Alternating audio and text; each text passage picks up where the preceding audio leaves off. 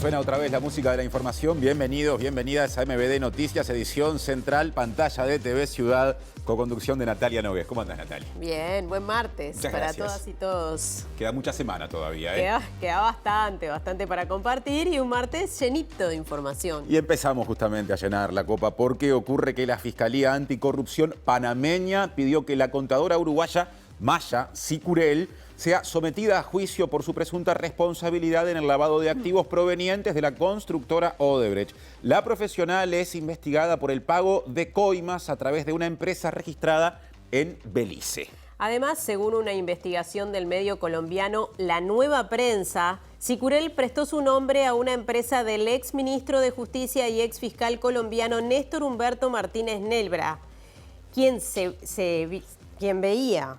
Bueno, acá lo tengo. Quien se valía de una compañía panameña para ocultar dinero y también un apartamento en Madrid. Es parte de los asuntos que estaremos abordando hoy, pero hay como siempre mucho más. En los siguientes titulares.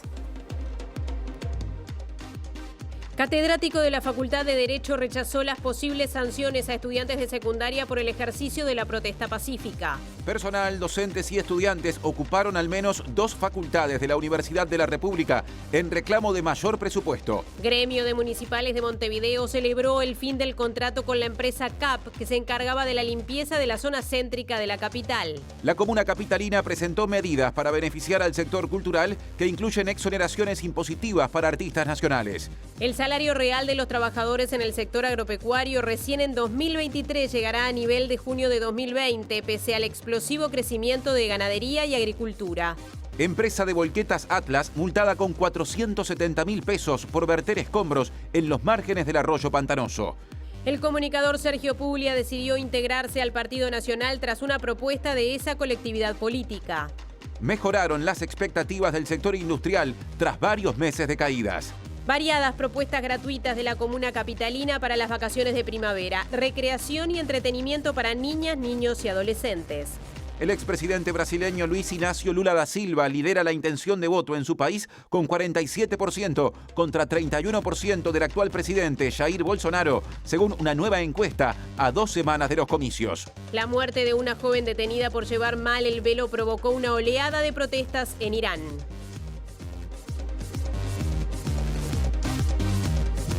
Saludamos a quienes nos están escuchando a través de Uniradio 107.7 FM o a través de uniradio.edu.uy y ya recibimos a nuestros compañeros en exteriores. Claro, porque siempre estamos en las calles de Montevideo y no es la excepción y está pronta para encarar el primer móvil de hoy con el anuncio, simplemente Mariana Abreu. Así que ya nos contará Mariana en qué lugar se encuentra. Adelante, Mariana, buenas noches. Buenas noches, compañeros. Estamos en la Facultad de Humanidades y Ciencias de la Educación. Este centro permanece ocupado por parte de docentes, estudiantes y funcionarios de la Universidad de la República en el marco de este conflicto universitario por más presupuesto para la UDELAR. Y no es el único centro universitario ocupado, también está ocupada la Facultad de Ciencias Sociales por parte de los estudiantes. Así que en un ratito les ampliamos un poco más. Muchas gracias, Mariana. Ahora aparece Diego Martini, segundo móvil de hoy. ¿Cómo andás, Diego? Martín, Natalia, ¿qué tal? Muy buenas tardes, muy buenas frías tardes. Nos encontramos acá en el complejo Crece de Flor de Maroñas, donde se está desarrollando entre vecinos y organizaciones, entre las que está la Organización de Familiares de la Salud Mental y integrantes de la Facultad de Psicología. Bueno, justamente un encuentro por salud mental donde se escucha y se brinda asesoramiento sobre este tema, un tema que cada vez es más recurrente y cada vez es más necesario, sobre todo acá en las policlínicas de barrio. Así que en unos minutos vamos a estar ampliando sobre este encuentro de salud mental acá en el Crece de Flor de Maroñas. Muy bien, y ahora aparece Natalia Nogués. Sí, bueno, ¿qué cosas se dijeron hoy? Catedrático de la Facultad de Derecho rechazó las posibles sanciones a estudiantes de secundaria por el ejercicio de la protesta pacífica. Personal, docentes y estudiantes ocuparon al menos 2 facultades de la Universidad de la República en reclamo de mayor presupuesto. Gremio de Municipales de Montevideo celebró el fin del contrato con la empresa CAP, que se encargaba de la limpieza de la zona céntrica de la capital. La comuna capitalina presentó medidas para beneficiar al sector cultural que incluyen exoneraciones impositivas para artistas nacionales. El salario real de los trabajadores en el sector agropecuario recién en 2023 llegará a nivel de junio de 2020, pese al explosivo crecimiento de ganadería y agricultura.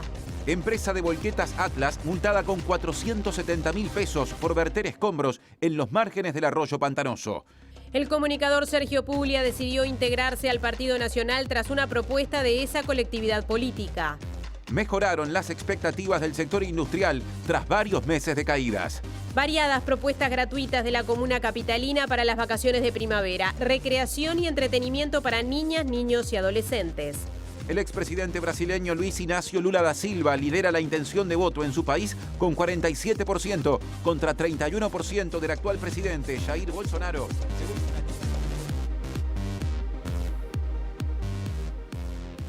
¿Y de qué será el informe de hoy? De Julieta Núñez Tomás. ¿De qué será? ¿De qué tema será? Va a ser sobre presupuesto y Universidad de la República. Es un tema del que se ha hablado muchísimo. Recién, de hecho, escuchábamos a Mariana Abreu hablando justamente de una de las consecuencias de lo que está sucediendo con respecto al presupuesto de la DODELAR. En este caso vamos a estar hablando de no solamente del presupuesto de la DODELAR y lo que está sucediendo en la rendición de cuentas, sino de una de las cuestiones más particulares dentro de la Universidad de la República, que son los posgrados, algo que creció muchísimo en los últimos años y que también necesita de más presupuesto para seguir desarrollándose. Vamos a ir con datos y vamos a contarles también la perspectiva de la prorectora de investigación de la Universidad de la República. Y ahora empezamos con el desarrollo informativo. Les contamos que la intendenta de Montevideo, Carolina Cose, defendió la decisión de que la comuna vuelva a gestionar la limpieza y la recolección de residuos en el área todavía concesionada a la empresa CAP. Habrá un proceso de transición junto con la firma y se mantendrán los puestos de trabajo a través de un fideicomiso de la administración. Esta es una medida que está definida por nuestra parte.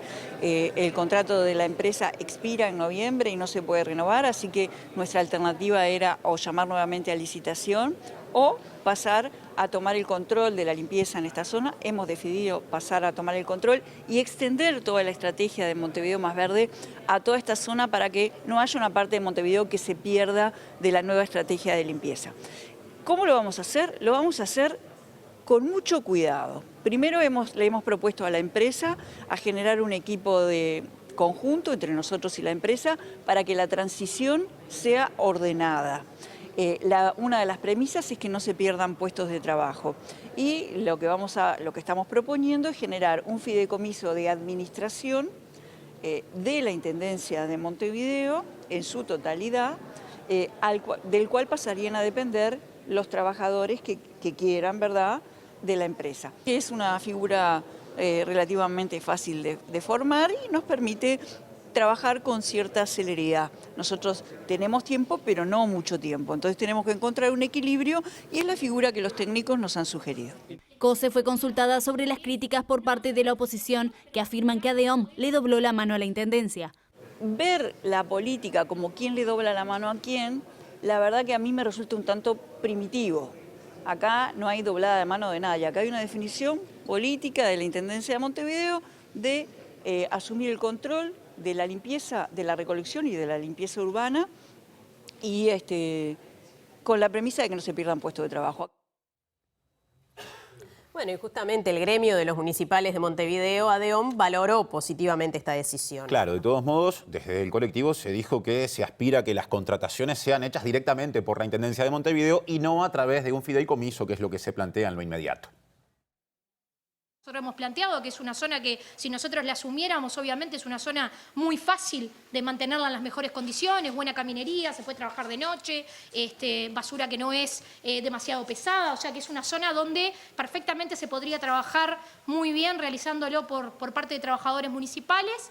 En este entendido, entendemos que esta decisión, como les decíamos, está alineado a lo que ha sido nuestro planteo cuando la intendenta era candidata y vino al local de ADEOM, y también cuando asumió esta administración, ADEOM planteó no volver a realizar esta licitación, sino que esto pasara a que lo realizaran trabajadores municipales.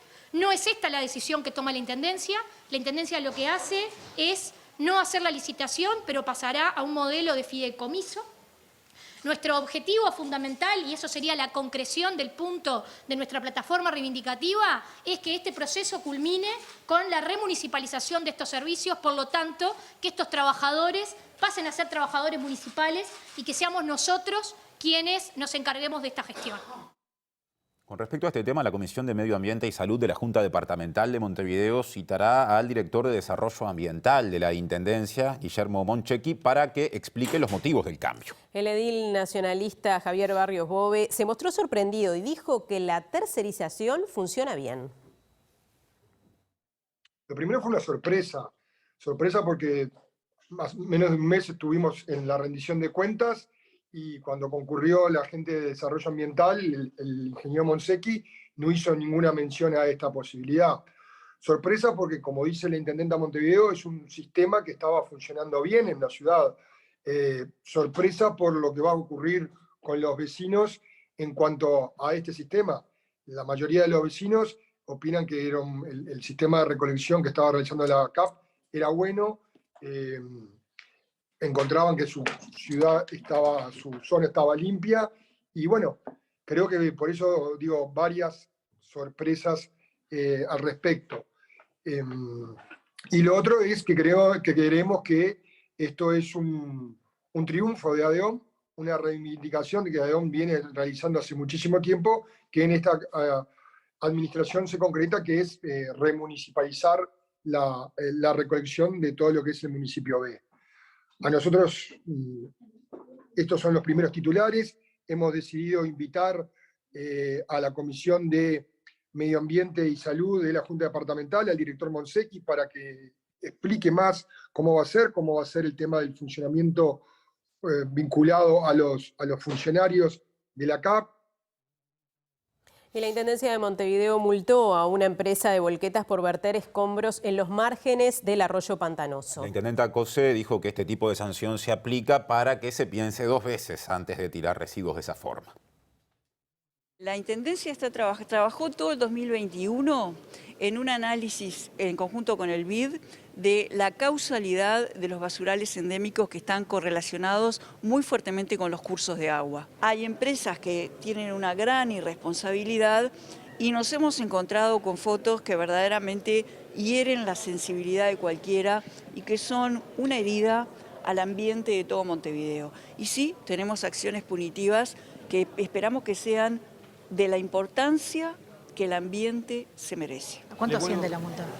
A 350 unidades reajustables. Porque las empresas tienen que pensar 2 veces antes de tirar la basura por ahí. Ahora cambiamos de tema porque el senador y líder de Cabildo Abierto, Guido Manini Ríos, visitó hoy la sede del Frente Amplio para impulsar la idea y presentarla en ese ámbito, justamente idea promovida por su partido, de que se instale un ámbito multipartidario para abordar grandes temas más allá de los gobiernos. A la salida defendió la gestión del ministro de Salud Pública, Daniel Salinas, tras los cambios en la normativa antitabaco. Avanzar hacia una concertación programática en donde se entablen las distintas mesas que, planteen, estudien, analicen y lleguen a recomendaciones y a documentos que puedan servir de insumos para que el sistema político pueda actuar en consecuencia. Temas como el combate a la pobreza infantil, temas como el demográfico, temas como el narcotráfico y drogas, inserción internacional del país, la defensa del trabajo nacional. Senador, le consulto a propósito del cambio de la caja de cigarrillos en el decreto que permite que los cigarrillos tengan ahora una neutralidad. ¿Qué opinión tiene Cabildo Abierto sobre esto? Sobre todo a propósito de pedidos de organizaciones médicas y técnicas de la Facultad de Medicina, no solo del ámbito local e internacional, y si no piensa que eso dificulta la candidatura del doctor Salinas a la OPS. No lo debería afectar en cuanto a la candidatura de Salinas a la OPS, no lo debería afectar porque la política antitabaco del país no cambia en su sustancia. Nosotros entendemos que es una de las buenas políticas que se han llevado adelante, que se han implementado en los gobiernos frente amplistas y que es necesario mantenerlas. El presidente del Frente Amplio, Fernando Pereira, valoró la propuesta del senador Guido Manini Ríos. Sí, aseguró Pereira que su fuerza política, el Frente Amplio, le dejó al actual gobierno un documento que proyecta al Uruguay a 30 años hacia adelante. Hace pocos días nosotros fuimos al Parlamento a reunirnos con los jefes de todos los partidos políticos precisamente para intentar generar un clima de menor agresividad y de menor virulencia que permitiera dialogar y conversar de temas importantes para los uruguayos, más allá de los ruidos que en general salen por los medios de comunicación, ¿no? Digamos, la propuesta de Cabildo Abierto, el Frente Amplio la va a analizar con profundidad. Nosotros convocamos en nuestro gobierno al Consejo Nacional de Economía, hay que ver cuál es el formato, pero en principio es una idea que nos resulta participativa de vastos sectores de la sociedad, sobre todo para pensar el Uruguay del futuro. A veces nosotros mismos no recordamos, pero el Frente Amplio le dejó al gobierno actual un libro sobre la estrategia 2050, Prospectiva 2050, donde construía 6 cadenas de valor, donde el Uruguay podía cimentar su desarrollo futuro. Ese libro fue, digamos, de alguna manera archivado. Ese formato de debate, es decir, pensar el Uruguay 30 años para adelante. Bueno, nosotros si estuvimos dispuestos a pensar el Uruguay 30 años para adelante, hoy estamos dispuestos a hacerlo. Otro asunto, el Centro de Investigación para la Epidemia del Tabaquismo apoyó a la Sociedad Uruguaya de Tabacología en el recurso de revocación que presentó este organismo ayer ante el Consejo de Ministros, pidiendo que se deje sin efecto el decreto que cambia la normativa antitabaco. La presidenta de este centro, el CIET, Laura Roballo, dijo que es un hecho que los cambios flexibilizan la política antitabaco e implican un retroceso. Lo primero que nos ilusiona sería que efectivamente haya una reflexión sobre este tema, de acuerdo a todo lo que se ha podido debatir, toda la evidencia que se ha ido presentando a lo largo de los últimos días en relación al impacto que podría tener negativo la aplicación de este decreto, y que a punto de partida de esta reflexión, efectivamente, el Consejo de Ministros, que fue el órgano ante quien fue presentado el recurso, lo revoque, ¿no? Porque está dentro de las potestades del Consejo de Ministros revocarlo. En este caso, si el Poder Ejecutivo se mantiene con su postura, como fue anunciado por distintos actores que lo integran, ¿cuáles serían los caminos para recorrer por parte de la sociedad civil para intentar que este decreto pierda vigencia? Bueno, en ese caso va a seguir el carril que sigue cualquier recurso e irá al Tribunal de lo Contencioso Administrativo, y allí seguirá el curso que tienen este tipo de cursos, ¿no? ¿Cuáles son los argumentos centrales para pedir la revocación del decreto? Bueno, y hay muchos argumentos, la mayoría de ellos ya fueron presentados en el informe técnico que elaboró la Comisión Asesora Interinstitucional para el Programa Nacional de Control del Tabaco del Ministerio, que fue elevado oportunamente en cuanto pudimos hacerlo al Ministro de Salud Pública. Allí están planteados todos la evidencia científica que responde a cada uno de los puntos que se modifican en el decreto. Y por otra parte, ayer también se realizó una conferencia de expertos convocada por la sociedad civil, expertos internacionales, que estuvieron brindando más elementos de juicio, no solamente de lo que tiene que ver con el impacto a nivel de nuestro país, que sin duda es lo que nos preocupa en primera instancia, sino también el impacto que ha tenido esto a nivel de la región y a nivel internacional, debilitando la postura de Uruguay como referente en políticas de control de tabaco. Y Eduardo Bianco, cardiólogo y expresidente del CIET, del Centro de Investigación para la Epidemia del Tabaquismo, dijo que tras los cambios en la normativa antitabaco, Uruguay no está cumpliendo con sus obligaciones internacionales. Sí, también le pidió al gobierno que no solo tenga en cuenta la opinión de la industria tabacalera, y dijo que el comercio de tabaco para Uruguay como país es un mal negocio.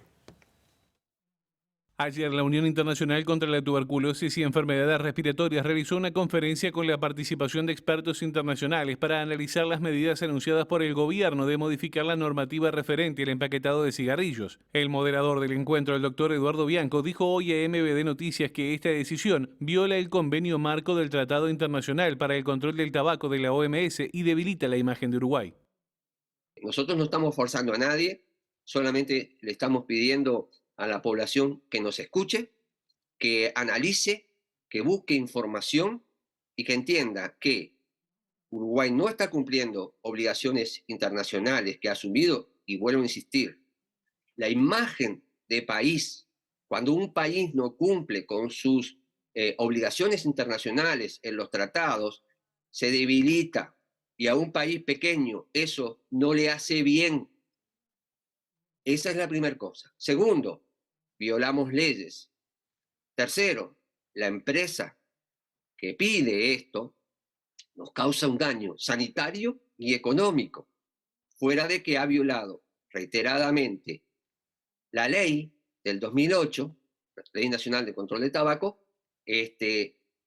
muchas veces y nunca se le ha sancionado de la forma que corresponde. Solo pequeñas multas económicas, reiteradas también, pero eso no ha limitado que sigan violando la ley.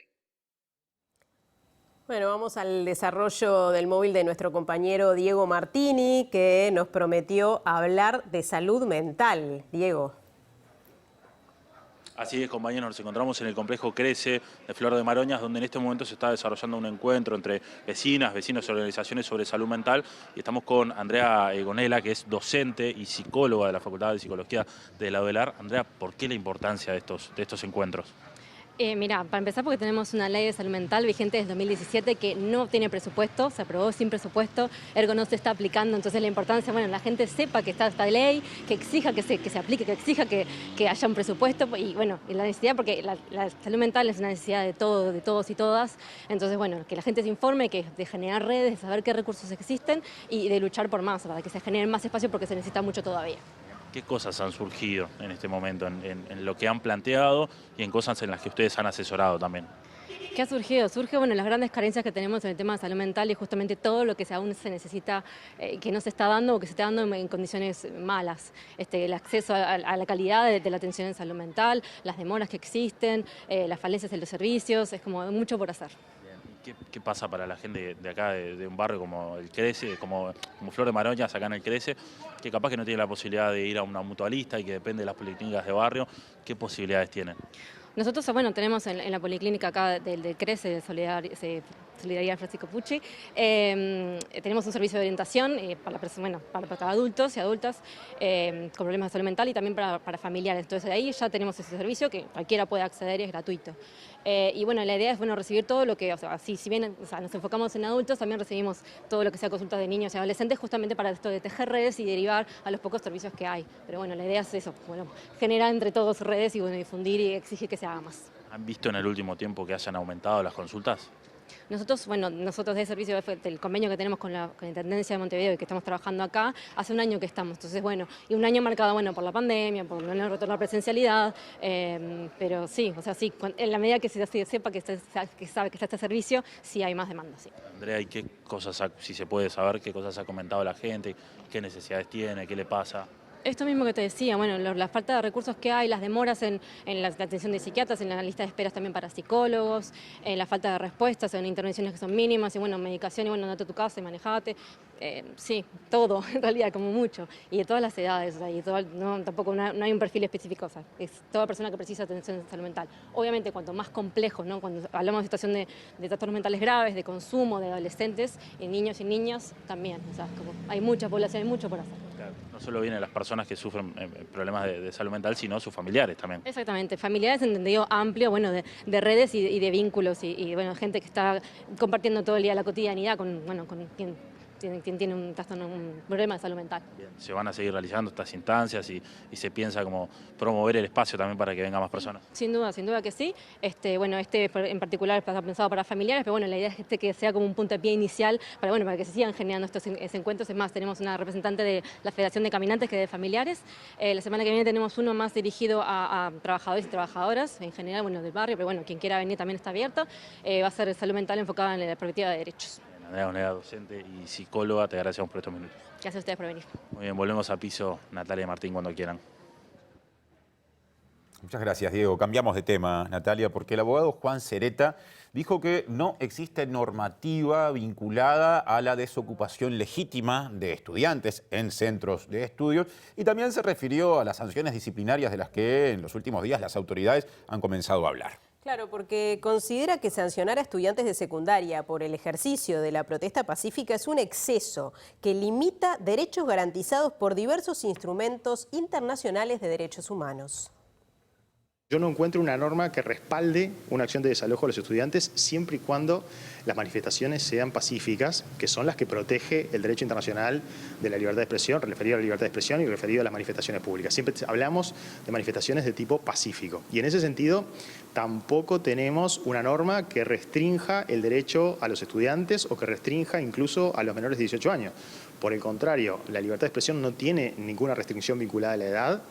E incluso la Convención de Derechos del Niño la prevé específicamente para las niñas, niños y adolescentes. Por lo tanto, no tenemos limitantes a la libertad de expresión con manifestaciones pacíficas para los menores de 18, no tenemos limitante para los estudiantes, no hay ninguna norma que la limite por ser estudiante.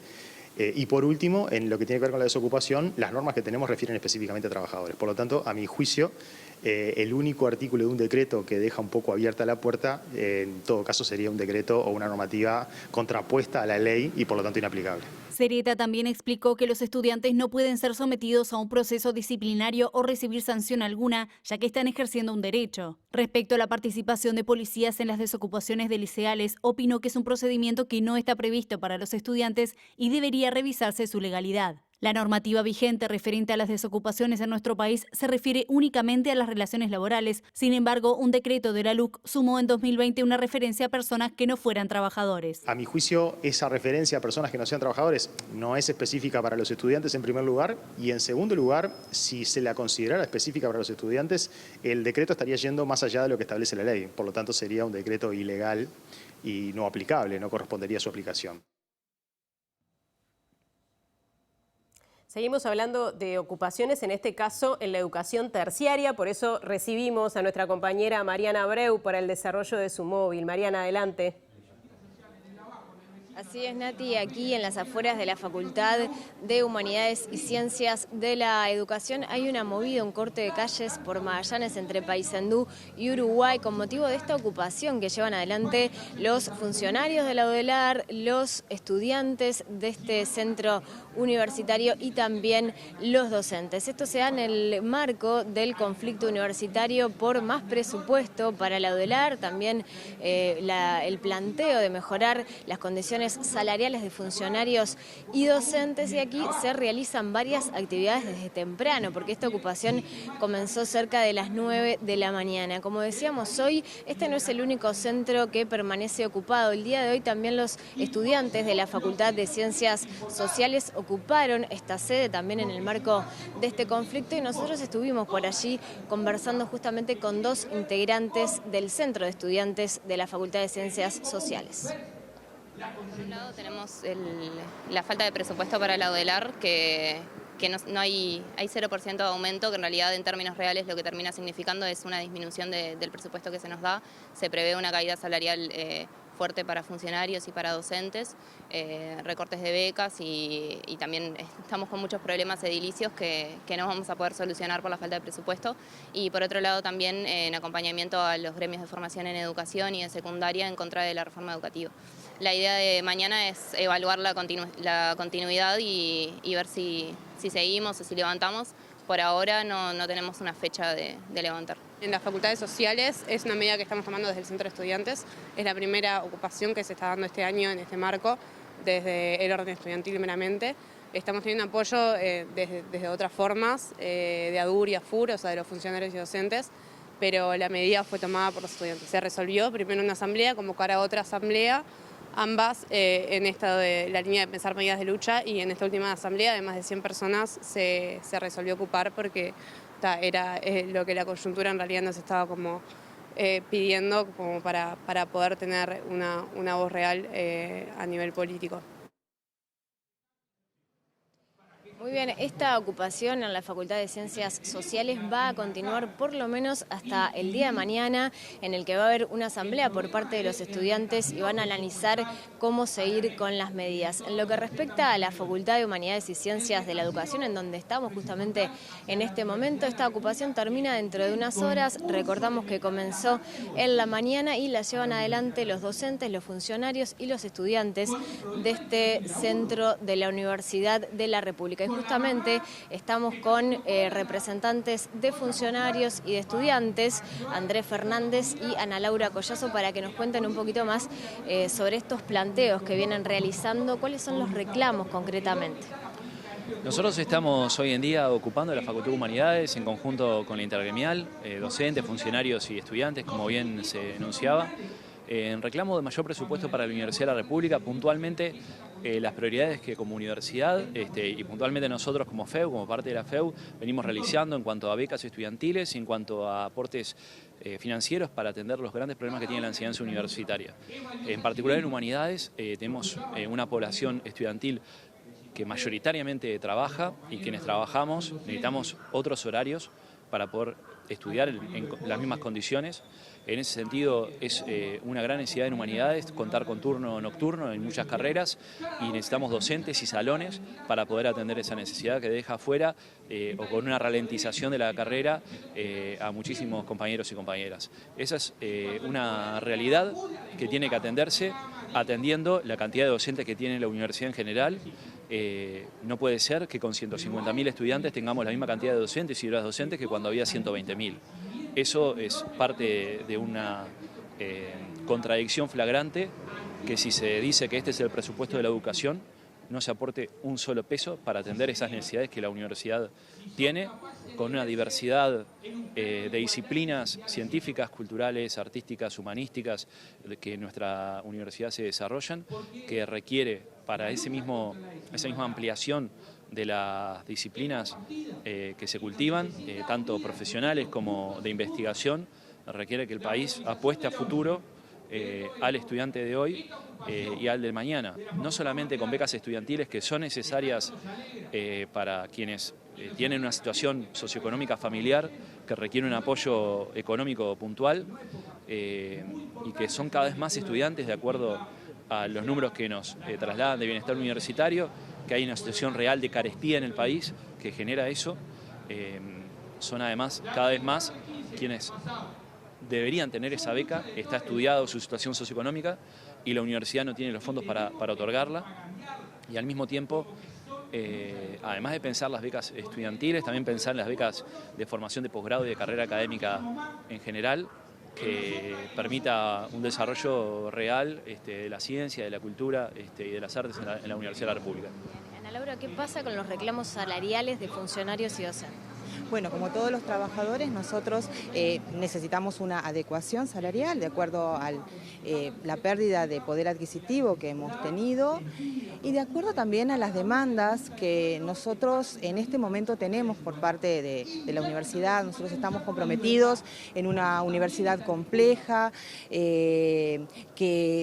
cuya gestión es muy compleja.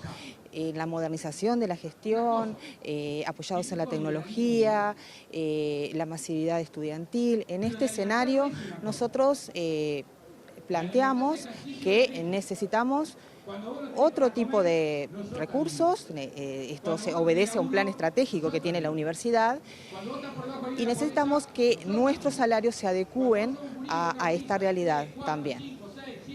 Mucho Ana Laura y Andrés por parte de los funcionarios y los estudiantes de la Universidad de la República, concretamente de la Facultad de Humanidades, que permanece ocupada y va a tener actividades en la calle Magallanes un ratito más. Recordar también, Natalia, que mañana hay un paro general de la Universidad de la República, docentes, funcionarios y estudiantes. Va a haber movilización hacia el Palacio Legislativo porque los parlamentarios que estudian el proyecto de ley de rendición de cuentas van a estar recibiendo justamente a una delegación por parte de la UDELAR y de tardecita en la explanada de la UDELAR va a haber también diferentes actividades, entre ellos toques de música y oratorias. Así que mañana también estaremos dando cuenta de estas actividades.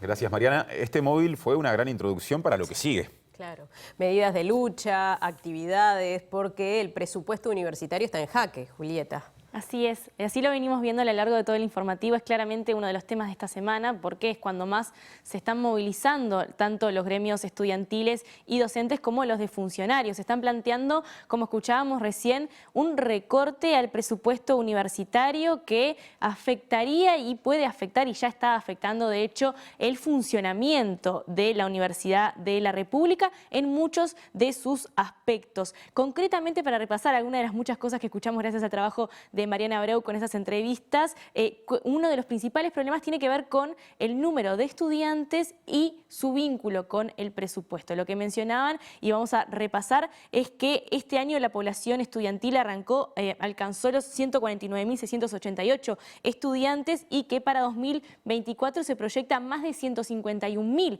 estudiantes. Sin embargo, el presupuesto no cambió en los últimos años, tienen el mismo presupuesto desde 2016 y además hay un problema muy importante no solamente con el presupuesto, sino con la cantidad de docentes, que obviamente está vinculado. Para este número tan importante, 150.000 estudiantes, hay un poquito más de 11.000 docentes en la Universidad de la República. Según los cálculos que hicieron, esto no es únicamente, como escuchábamos recién, una falta de aumento del presupuesto en la rendición de cuentas y además lo vinculado a la quita del adicional del Fondo de Solidaridad que también hemos desarrollado anteriormente, sino que también si se compara en términos reales, lo que dicen desde la Universidad de la República es que ha habido un recorte, una caída de este presupuesto en el entorno del 5% en términos reales desde 2019 y esto lo que hace es comprometer algunas áreas que pretende desarrollar la Universidad de la República. ¿Qué es lo que se ve comprometido según la UDELAR? Cuando enviaron el proyecto enviaron al Poder Ejecutivo desde la UDELAR el proyecto para esta rendición de cuentas, mencionaron algunas cosas que vamos a repasar de las que pretendían con ese presupuesto desarrollar. Hablamos del fortalecimiento del cuerpo docente y los equipos técnicos, de la concreción de nuevas carreras y el fortalecimiento de las carreras existentes, del programa de cáncer de próstata del Hospital de Clínicas, el Hospital Universitarios, también las becas de apoyo económico. Recién estábamos escuchando al estudiante de la Facultad de Humanidades y Ciencias de Educación hablar justamente de esto y dos nuevas sedes, una de facultad y una universitaria que también van en el sentido del desarrollo edilicio de la facultad, de la Universidad de la República y también de su impronta en el interior del país. Hay dos cosas en las que nos vamos a concentrar en este informe porque venimos viendo mucho lo que tiene que ver con el grado. Estamos viendo estudiantes de grado de las licenciaturas, pero también hay una parte muy importante de la Universidad de la República que tiene que ver con los posgrados y sobre eso también era que pretendían aumentar su presupuesto tanto para la financiación de proyectos de investigación y desarrollo como para la financiación de becas de posgrado y postdoctorado. Así que estas son algunas de las problemáticas que se encuentran actualmente. Nosotros hablamos hoy con la prorectora de investigación de la UDELAR, que es quien gestiona las carreras de posgrado y nos mencionó cuál es el estado actual de esto y por qué es importante que existan y que se fortalezcan las carreras de posgrado en nuestro país. La investigación es fundamental en la Universidad de la República. De hecho, para los docentes es una de las funciones sustantivas, es decir, es una función que tenemos que desempeñar todos los docentes universitarios. Es un mandato a la institución por ley, o sea, lo de contribuir a la investigación y a la creación de conocimiento en todas las áreas del saber.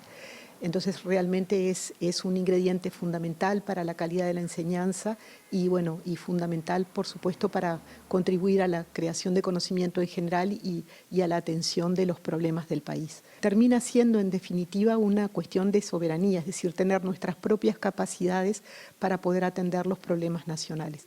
Y frase muy manida en el último tiempo, creo que una prueba muy clara de eso dio la universidad en el apoyo al país durante la pandemia, por ejemplo.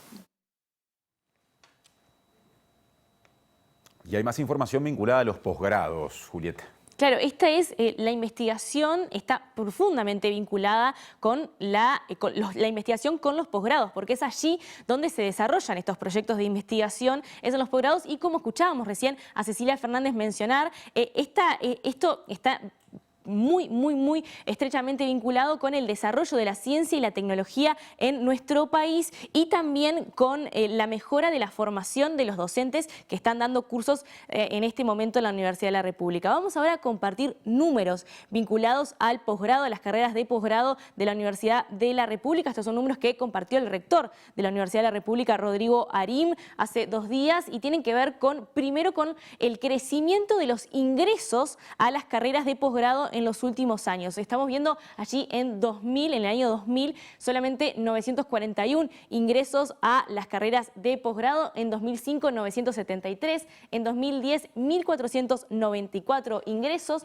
en 2020 2.168 y en 2021 2.955. Miren qué impresionante cómo fue la evolución del desarrollo de los ingresos, y esto tiene que ver obviamente también con la oferta académica, y eso es lo que vamos a ver en la siguiente gráfica, cómo se diversificó la oferta de posgrado. Cuando estamos hablando de posgrado estamos hablando de tres cosas principalmente. Una, que es la que estamos viendo en la línea verde, la línea superior, que tiene que ver con la especialización y los diplomas. Esos son parte de las carreras de posgrado. También las maestrías y los doctorados. Obviamente, a medida que se complejizan, de alguna manera van cayendo en cantidad, pero lo que podemos observar desde el 2000 hasta el 2020 es un aumento sustancial de estas tres modalidades de posgrado en la Universidad de la República. Comienzan los doctorados en 9 en el año 2000, terminan en 36 en el año 2020, en 25 las maestrías y terminan en 99, y en 66 las diplomas y las especializaciones y terminan en 186, que allí no se puede ver el número, en 2020. Esa es la oferta que hay actualmente. Esto es lo que quieren reforzar con más presupuesto, poder ofrecer más carreras, más diversificación en las carreras de posgrado. Vamos a ver ahora en la siguiente gráfica lo que tiene que ver con las becas. Una de las cuestiones más fundamentales cuando hablamos de posgrado, y vamos a escuchar en unos minutos nada más a Cecilia Fernández explicando por qué las becas son tan importantes para las carreras de posgrado. Miren cómo evolucionó desde 2008 hasta 2021 las becas. Lo que estamos viendo en tres diferentes colores son las becas en azul, las becas que son de apoyo docente, aquellas personas que están cursando cursos de posgrado y que también son docentes. En amarillo estamos viendo las de finalización, para lograr finalizar sus estudios de posgrado, y en verde las de la ANI, las becas de la ANI, que en un 90% están enfocados a estudiantes de posgrado y a investigaciones que se están desarrollando en la UDELAR. En total, estamos viendo aquí el incremento, pero es un número superior, es algo que se ha logrado trabajar bastante, pero que tiene algunas dificultades importantes, como por ejemplo que los estudiantes de posgrado que obtienen este tipo de becas actualmente no tienen aportes al BPS y tampoco tienen cobertura médica. Esta es una de las principales complicaciones. Otra de las complicaciones que tienen las becas, y esta es una de las negociaciones que se quiere tener, es la inserción que puedan llegar a tener estos estudiantes de posgrado una vez que se reciban dentro de la Universidad de la República. Por eso el presupuesto es tan importante, no solamente para el desarrollo de estas carreras y para las becas, sino para abrir nuevos cargos para que estos profesionales que se formaron dentro de la Universidad de la República puedan verter todo esto que recogieron durante sus años de conocimiento, toda esa investigación, ese conocimiento dentro de la Universidad de la República, educando a nuevos estudiantes, y esta matrícula seguramente siga creciendo. Vamos a escuchar ahora sí a la prorectora de investigación de la Universidad de la República explicando por qué hay un vínculo tan estrecho entre las becas y las carreras de posgrado. En general, la formación de posgrado, en particular en algunas áreas, pero yo diría en todas las áreas, si vamos a lo deseable, exige una dedicación importante al trabajo durante un periodo de 2 años en general en promedio para la maestría y 3 por lo menos para el doctorado. Y durante ese tiempo es importante que el estudiante y la estudiante puedan dedicarse, de ser posible, a tiempo completo o por lo menos con una alta dedicación a ese trabajo. En general es muy difícil lograr eso si no es con una beca que permita, completar el ingreso de la persona de manera de permitir esa dedicación. Pero te diría que la dificultad más grande que tenemos en este momento es la de la retención de las personas, o sea, la posibilidad de crear cargos nuevos y de permitir la inserción en la actividad académica de los egresados de los posgrados. Eso es una preocupación muy, muy importante, que permitiría además atender el incremento de la matrícula que está teniendo la institución en este momento, que también es una muy buena noticia para el país, pero tenemos que poder atender bien a los nuevos estudiantes que quieren tener formación terciaria, lo que nos alegra mucho y está claro que es una excelente noticia para el país. Y cambiamos de tema, Sí. Martín. La Intendencia de Montevideo anunció que no cobrará impuestos a espectáculos nacionales que recauden hasta 500.000 pesos por presentación y que además reducirán los impuestos a espectáculos internacionales y se creará la categoría Artista Mercosur. Estas medidas son el resultado de un proceso que llevó bastante tiempo, que justamente implicó la conformación de una mesa de diálogo y de trabajo instalada entre la Intendencia y el colectivo Uruguay es Música para beneficiar al sector cultural. Todos los espectáculos que recauden menos de 500.000 pesos serán exonerados de todos los impuestos que tienen que ver con la Intendencia. Este es un proyecto que va a la Junta, donde, bueno, esperamos que se aprobará. Esto le va a facilitar las cosas a los artistas que recién empiezan o artistas, digamos, que han tenido un camino duro. Bueno, el camino pensamos que va a ser más fácil, estamos apostando a la multiplicación de la cultura y de la música en Montevideo. Por otro lado, estamos consolidando la figura de Artista Mercosur, también con beneficios impositivos, que fue una figura que ensayamos durante la pandemia, bueno, la estamos consolidando. También una reducción impositiva para los artistas internacionales y también una nueva medida que es cuando hay entradas que no se pueden vender, sea cual sea el espectáculo. Ya no estoy hablando de espectáculos de menos de 500.000 pesos, cualquiera. Cuando hay entradas que no se pueden vender, bueno, ese sobrante se divide mitad y mitad entre Intendencia y quien produce el espectáculo. La Intendencia va a destinar esa mitad para los beneficiarios del Plan ABC, porque creemos que la inclusión es tener trabajo, pero también es tener acceso a la cultura. Así que verdaderamente son 5 medidas en sincronía y que trabajan para generar más puestos de trabajo, más visibilidad para Montevideo en términos de espectáculos internacionales, lo cual fomenta el turismo y fomenta el trabajo, y más oportunidades para los jóvenes creadores de nuestro querido país. Otro asunto, las expectativas del sector industrial se mantuvieron positivas e incluso tuvieron un repunte durante el mes de julio. Esto según la última encuesta realizada por la Cámara de Industrias del Uruguay para este rubro. Además, las expectativas respecto a la situación de las empresas también fueron positivas, aunque se deterioraron levemente. En tanto, las expectativas empresariales con relación a las ventas internas descendieron en comparación con junio, después de haber crecido en el mes de mayo.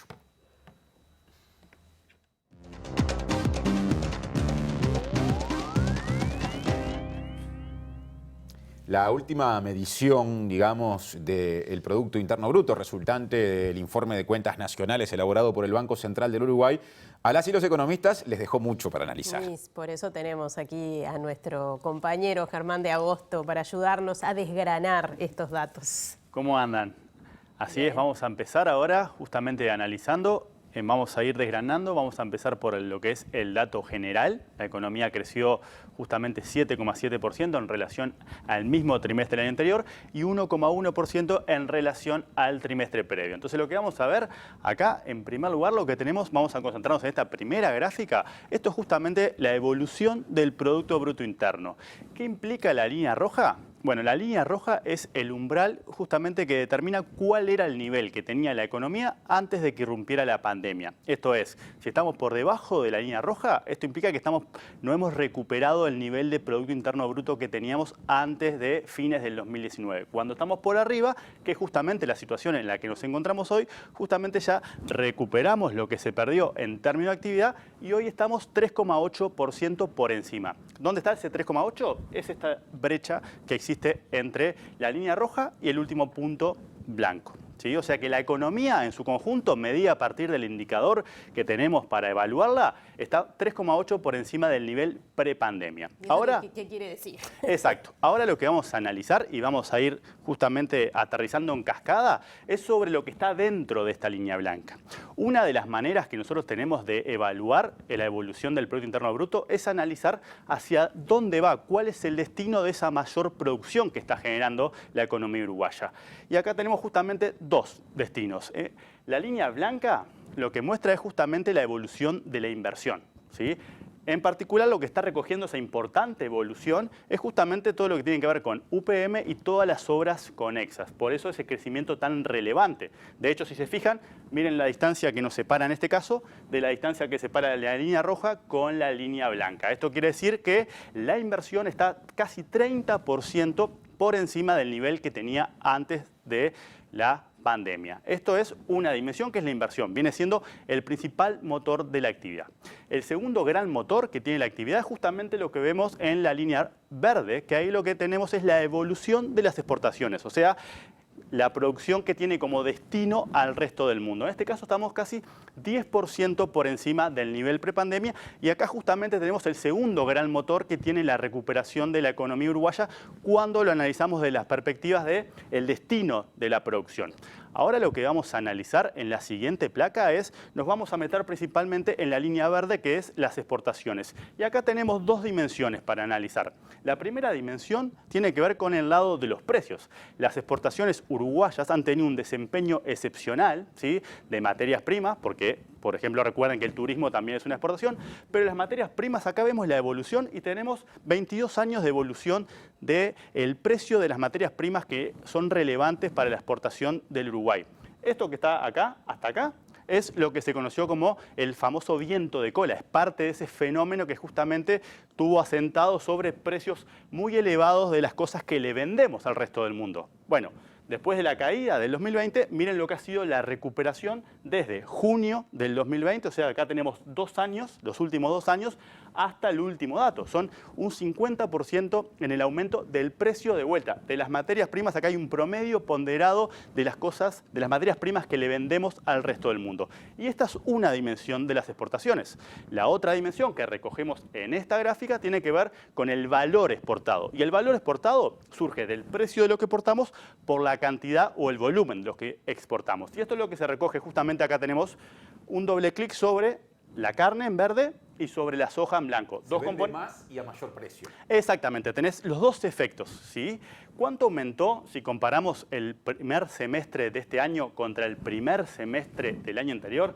La carne aumentó casi un 50%, pasó de casi 1.000 millones de dólares a 1.500 millones de dólares. Eso en lo que tiene que ver con la carne. Si nosotros avanzamos un poquito más, tenemos un aumento mucho mayor de la soja, que ha tenido un desempeño excepcional, ¿sí?, en particular en el último trimestre, que es el que estamos analizando. ¿Cuánto aumentó? Más que se duplicó. Pasó de 550 millones de dólares a 1.200 millones de dólares. Entonces acá tenemos la parte del valor, esto es precio y cantidad tomado en su conjunto, y esto es precio, ¿sí? Y acá tenemos justamente la explicación del gran motor que ha tenido la economía uruguaya vinculado a las ventas al resto del mundo en un contexto interno sumamente favorable para un país que vende las cosas que nosotros vendemos. Ahora vamos a ir un pasito para atrás y en la siguiente placa vamos a volver a analizar los componentes del Producto Interno Bruto, pero en este caso lo que va hacia las familias. Esto es el famoso consumo privado. De vuelta tenemos la línea roja para tener una referencia sobre la cual anclar, ¿sí?, que es justamente el nivel prepandemia. ¿Se acuerdan que la inversión estaba 30% por encima y las exportaciones estaban 10% por encima? Bueno, lo que vemos en la evolución de la línea blanca es justamente que el consumo viene con rezago y recién está convergiendo hacia los niveles que tenía previo a la pandemia. ¿Por qué está pasando esto? Bueno, lo que tenemos en la línea verde es la evolución también de la masa salarial. La masa salarial, que es la consideración conjunta de lo que pasa con los salarios, pero también de lo que pasa con el empleo. Y lo que teníamos hasta acá, ¿sí?, es que la masa salarial se venía recuperando porque los empleos se venían recuperando en un contexto donde el poder de compra venía retrocediendo. ¿Qué es lo que pasa acá cuando empieza a caer? Bueno, justamente se frena la recuperación del empleo y se mantiene constante la pérdida del poder adquisitivo de los salarios. Eso hace que justamente el consumo privado se divorcie de la masa salarial, o mejor dicho, que justamente la masa salarial, el retroceso de la masa salarial, que hoy está cerca de un 3% por debajo del umbral prepandemia, siempre en rojo, ¿sí?, explica por qué el consumo es el componente de la demanda que viene con mayor rezago, ¿sí? Igual ha evolucionado mínimamente, ¿no?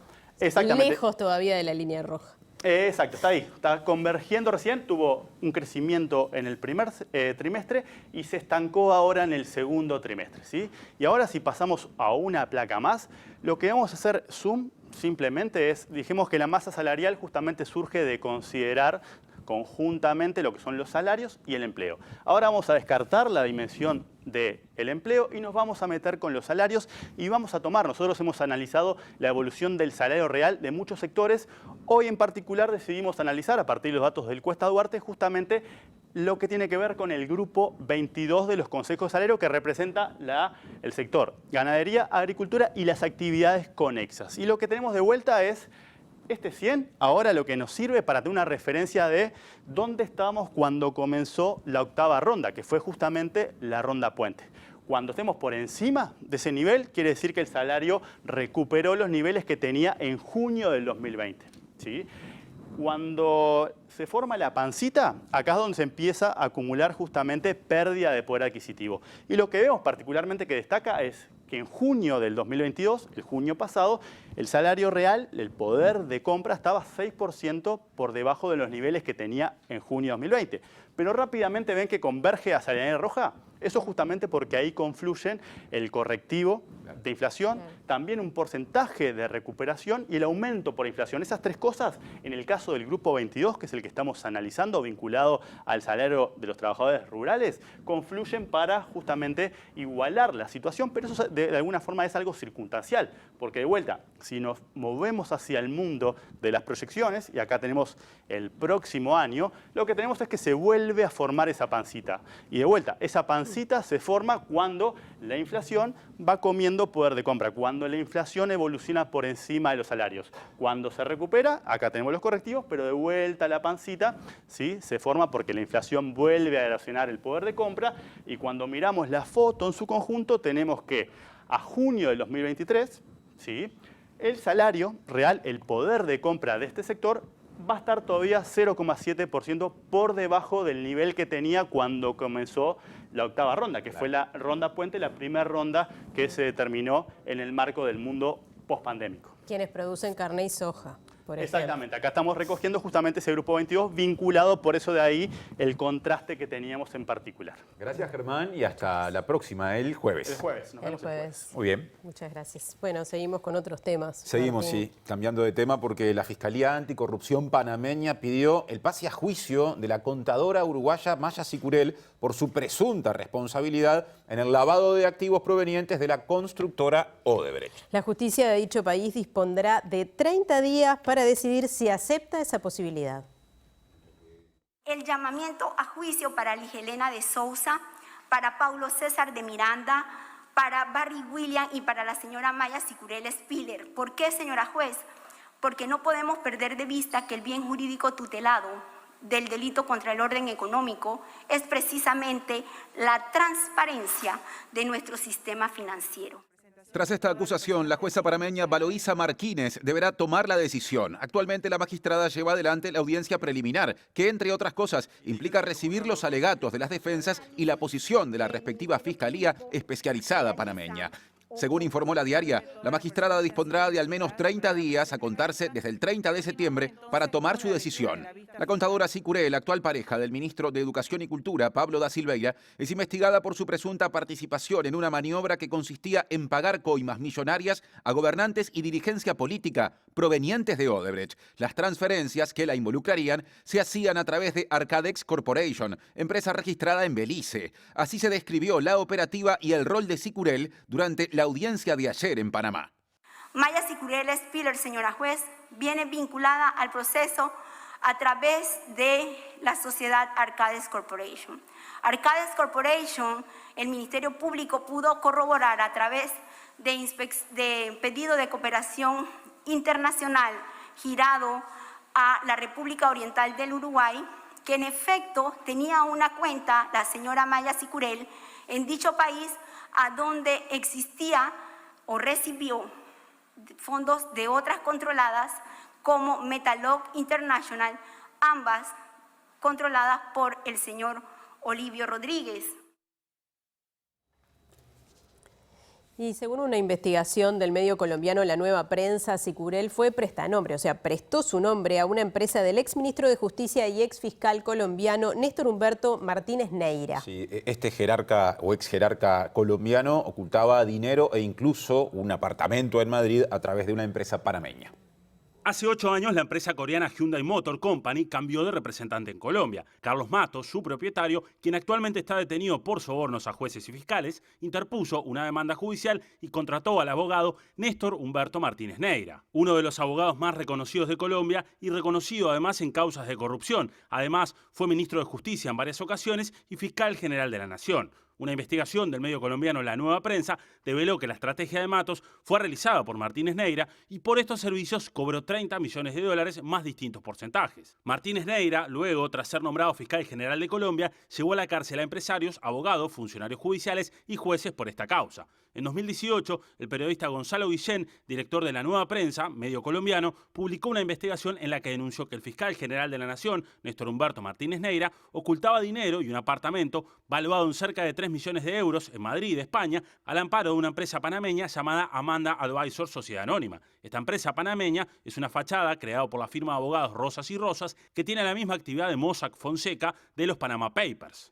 Justamente la directiva de Amanda Advisors se conformó con 5 prestanombres. En esta empresa figura que entre el 8 de octubre de 2013 y el 22 de julio de 2018 estuvo Maya Sicurel Spiller como directora. Además, la contadora uruguaya tuvo una adicional oficial como presidenta. En cuanto al tipo de empresa, el periodista Gonzalo Guillén señaló en su investigación que la offshore Amanda Advisors fue inscripta con un capital social autorizado de $10.000 dividido en 10.000 acciones comunes al portador, cada una por el valor de $1 y todas con iguales derechos y privilegios. La estructura acciones al portador sirve para evitar que las empresas figuren a nombre propio. En otras palabras, el dueño de los bienes de la empresa es quien posee sus acciones al portador. El artículo señala además que Maya Sicurel es señalada por ser la titular de otra sociedad anónima a través de la cual Odebrecht habría lavado cerca de 70 millones de dólares y con la que se habrían transferido coimas al expresidente de Panamá, Ricardo Martinelli, y a sus 2 hijos. Según supo MBD Noticias, el FBI y el Departamento de Justicia ofrecen 5 millones de dólares de recompensa a quienes brinden información de lavado de activos del exfiscal y exministro Hugo Martínez Neira. Y hasta aquí nuestro primer bloque. El panorama internacional y mucho más después de la tanda.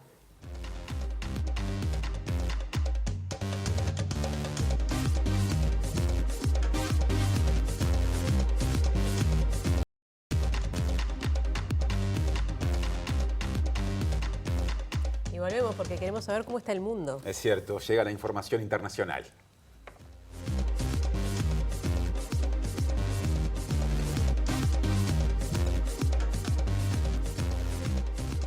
Bienvenidos a Capítulo Internacional, lo abrimos en Brasil, estamos a pocos días ya, como quien dice, de las elecciones en ese país, el 2 de octubre, y una nueva encuesta, en este caso de IPEC, la ex Ibope, da cuenta de que Lula da Silva acaba de agregar un punto más en la diferencia que tiene de 16 sobre el actual presidente Jair Bolsonaro. Lo cierto es que de aquí a estos días, a la elección, vamos a tener muchísimas más informaciones que surgen de ese país, de datos, de encuestas, pero el presidente Jair Bolsonaro deslizó que si no alcanza el 60% en las elecciones del 2 de octubre, dijo que está pasando algo raro.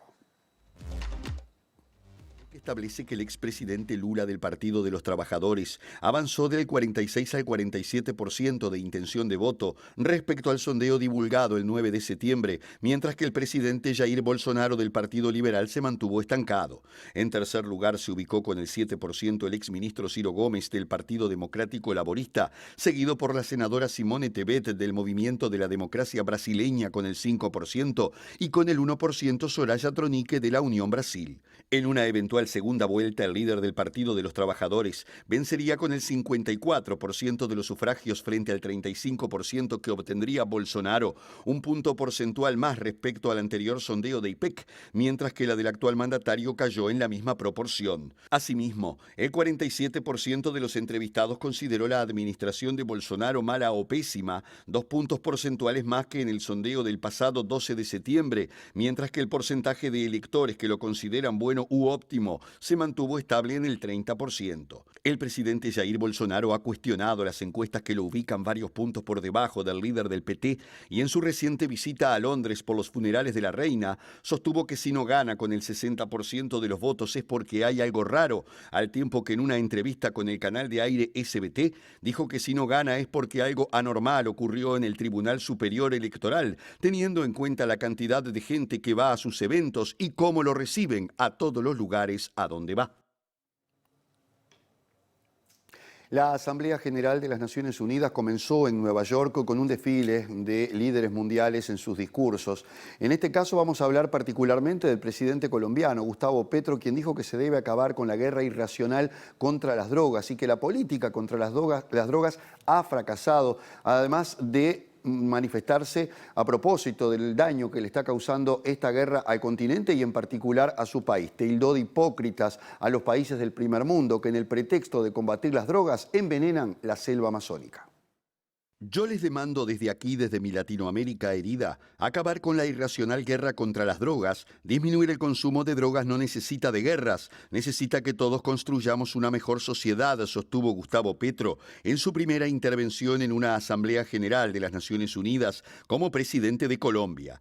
Quieren menos drogas, piensen en menos ganancias y en más amores, piensen en un ejercicio racional del poder, no toquen con sus venenos la belleza de mi patria, ayúdennos sin hipocresías a salvar la selva amazónica para salvar la vida de la humanidad en el planeta, expresó el mandatario. Durante su discurso, el presidente colombiano aseguró que la selva que se intenta salvar es al mismo tiempo destruida y puso como ejemplo el uso del herbicida glifosato para erradicar los cultivos ilícitos en Colombia, que corre por las aguas, se detiene a sus cultivadores y los encarcelan, y afirmó que por destruir o poseer la hoja de coca muere 1 millón de latinoamericanos asesinados y encarcelan a 2 millones de afros en América del Norte. Petro calificó de hipócrita el discurso de los países desarrollados para salvar la selva, que se quema mientras ellos hacen la guerra, según dijo, y lamentó que los científicos sostengan que se acerca el fin de la especie humana, que su tiempo ya no es el de los milenios y que por culpa de la guerra no se tomaron las medidas necesarias.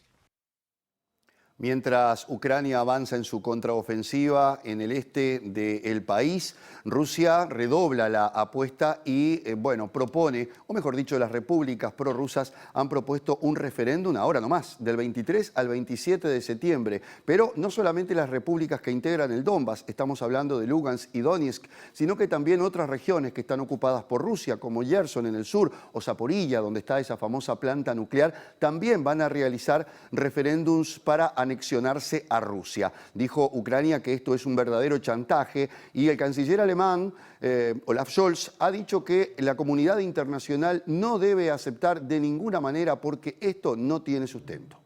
Rusia se apresura a convocar a referéndum sobre anexión de territorios ucranianos a medida que el ejército de Kiev recupera localidades que estuvieron por varios meses en manos de las tropas de Moscú, y los dirigentes prorrusos de la región pidieron al presidente Vladimir Putin que admita esos territorios como parte de Rusia pronto, una vez que se lleve a cabo la votación.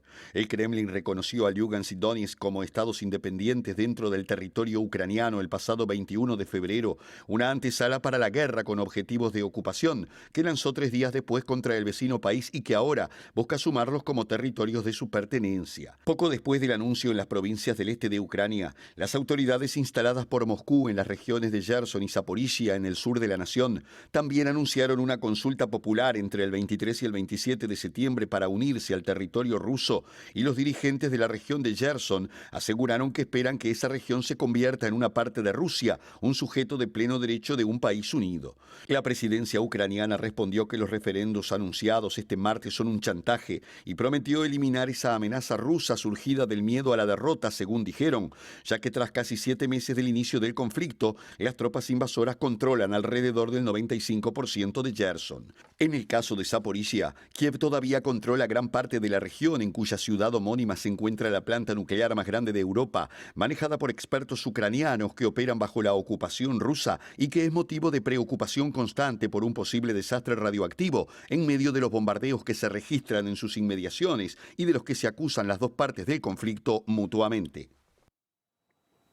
En Irán, la muerte de una joven de 22 años custodiada por la policía luego de ser detenida por usar mal el velo que cubre su cabeza, estamos hablando de la policía moral de Irán, ha desatado una serie de protestas que todavía no se sabe dónde van a terminar, porque han generado incidentes, enfrentamientos y hasta muertos, y las autoridades iraníes dicen que esto está provocado desde el exterior. Lo cierto es que la muerte de esta joven ha puesto sobre el tapete la vigencia o no de algunas costumbres que en Irán parece que están cambiando de rumbo.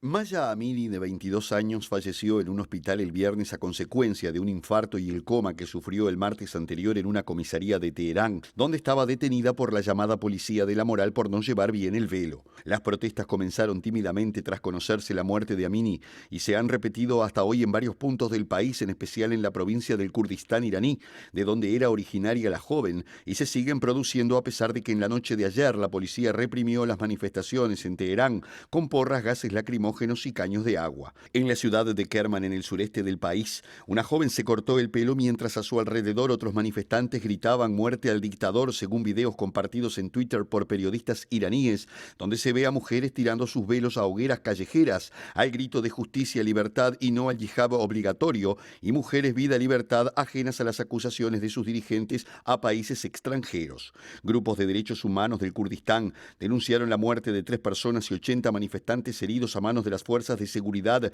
mientras que cientos de personas fueron detenidas, al tiempo que el gobernador de Teherán, Mohsen Mansouri, acusó, al igual que el gobierno, a enemigos extranjeros de las protestas. El jefe de la policía de Teherán, Hossein Rahimi, calificó ayer la muerte de Amini como un incidente desafortunado y afirmó que es falso que la joven fuese golpeada o maltratada bajo custodia policial. Estamos casi de salida, pero queda algo más. Sí, los datos del tiempo, por supuesto, para esta zona metropolitana. Vamos a ver, Martín, para mañana miércoles 21 de septiembre empieza la primavera. Es cierto, empieza la primavera, pero atención, con cielo nublado, no nuboso y cubierto en Montevideo, 8 y 15 las extremas, y ojo que puede llover.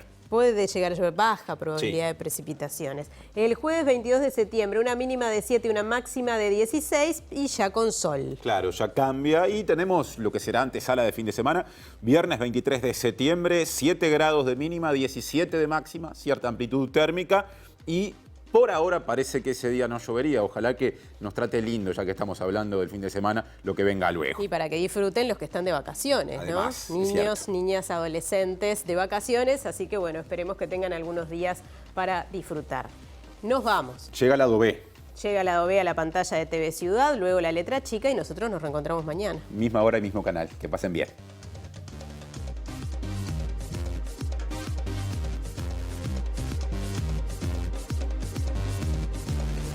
Catedrático de la Facultad de Derecho rechazó las posibles sanciones a estudiantes de secundaria por el ejercicio de la protesta pacífica. Personal, docentes y estudiantes ocuparon al menos 2 facultades de la Universidad de la República en reclamo de mayor presupuesto. Gremio de Municipales de Montevideo celebró el fin del contrato con la empresa CAP, que se encargaba de la limpieza de la zona céntrica de la capital. La comuna capitalina presentó medidas para beneficiar al sector cultural que incluyen exoneraciones impositivas para artistas nacionales. El salario real de los trabajadores en el sector agropecuario recién en 2023 llegará a nivel de junio de 2020, pese al explosivo crecimiento de ganadería y agricultura. Empresa de volquetas Atlas multada con 470.000 pesos por verter escombros en los márgenes del arroyo pantanoso. El comunicador Sergio Puglia decidió integrarse al Partido Nacional tras una propuesta de esa colectividad política. Mejoraron las expectativas del sector industrial tras varios meses de caídas. Variadas propuestas gratuitas de la comuna capitalina para las vacaciones de primavera, recreación y entretenimiento para niñas, niños y adolescentes. El expresidente brasileño Luis Inácio Lula da Silva lidera la intención de voto en su país con 47% contra 31% del actual presidente Jair Bolsonaro, según una nueva encuesta a 2 semanas de los comicios. La muerte de una joven detenida por llevar mal el velo provocó una oleada de protestas en Irán.